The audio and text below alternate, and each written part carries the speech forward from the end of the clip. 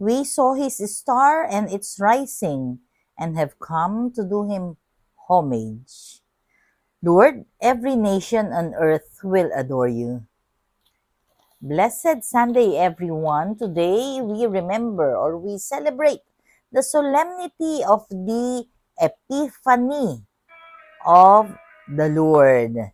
Ito yung pagre-reveal o pagpapakita ni Jesus sa mga tao, 'di ba? Pinanganak siya pero ngayon is the Revelation Day.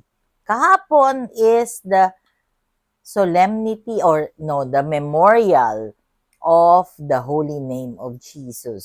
So doon sa Belen sa UST, napansin ko kahapon na nakatayo na yung baby Jesus na 'di ba nung Kapaskuhan ay nakahiga.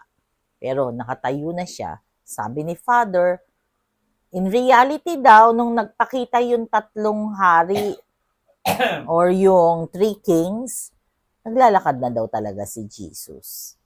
And so, ito na yung inaalala natin ngayong kapistahan ng pagpapakita ni Jesus sa tatlong hari.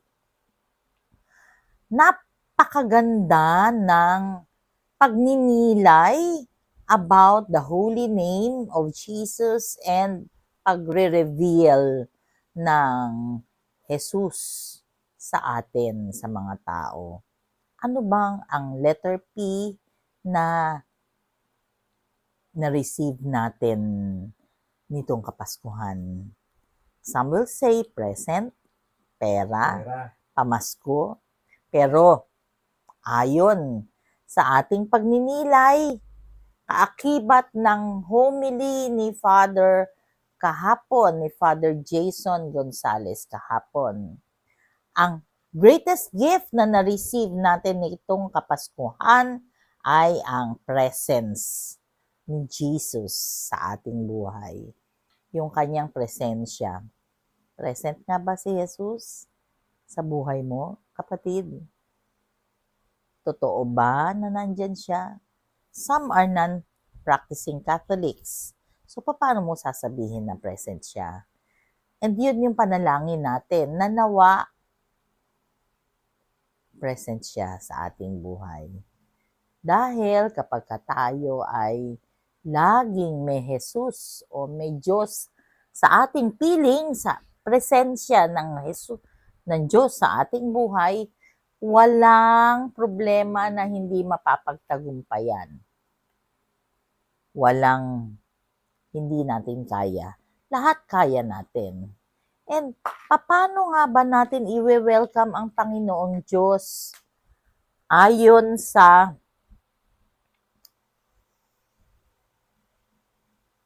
kagustuhan nating maging present siya? Paano natin siya i-welcome sa ating buhay? Una, yung katotohanan, the truth.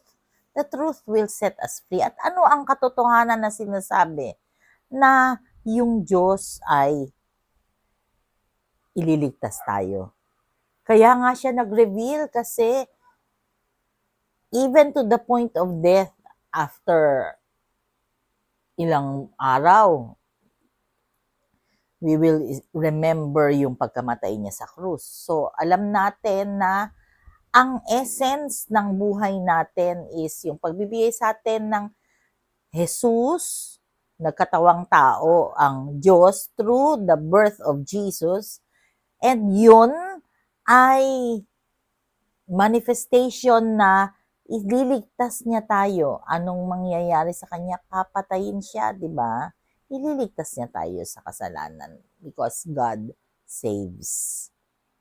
And whatever or whoever we are, we cannot deny that because that is the truth. Ang ikalawa is identity. Ano nga ba ang identity natin? We are the children of God. So, tayo ay anak ng Diyos. Kaya kapatid natin si Kristo. Kaya mali yung sinasabi nilang Papa Jesus kasi si Kristo ay ating kapatid. Ang Papa natin ay si God. Okay? We shall follow God's will. Yun ang calling natin. We are existing to follow God's will. At ang ikatlo, we are led to our own mission. Ano ba ang mission mo sa buhay? Iba-iba tayo ng mission sa buhay.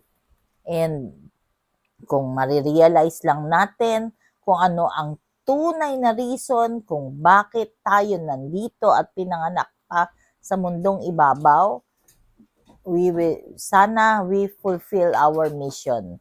Kasi sayang naman ang ating existence kung hindi natin ma-fulfill ang reason kung bakit tayo ipinanganak.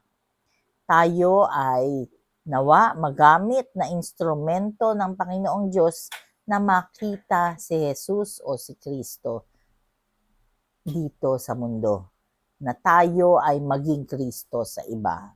And because of that, ang goal natin sa buhay is to fulfill our mission so that others will see Christ in us. Sa solemnity ng Epiphany o Revelation ni Jesus sa mga tao, nawa manatili ang presensya ng Panginoong Diyos sa ating buhay na makita si Kristo sa atin at we realize heaven here on earth. Manalangin tayo. Lord God, we are sorry for our sins, either of commission or omission.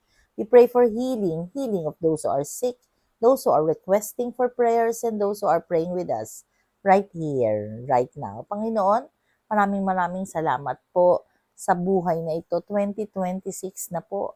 Napakarami pang mga goals or mga plans na hindi pa na-fulfill. Nawa mangyari na po yung mga nakaplano, nakaset sa mind upang maging masaya naman ang buhay. Lord God, we pray for healing of those who are sick, those who are requesting for prayers, and those who are praying with us right here, right now. Panginoon, iba't iba po ang concerns ng mga tao. Ikaw na po ang bahala sa kanila. We pray for more vocations in the priesthood. We pray for peace. And we pray na mawala na po ang katiwalian. All this we pray in your mighty name through the intercession of our Blessed Mama Mary. We continuously pray for good health. Nawa maging maayos po ang lahat. Ikaw po ang manguna sa lahat. Be with us always and in all ways. Amen. God bless. Mamaya nga pala, I will invite you to listen to DCMM's 7:30 to 8:30, yung teleradyo ba yan? We will be interviewed kami ni June. See you later.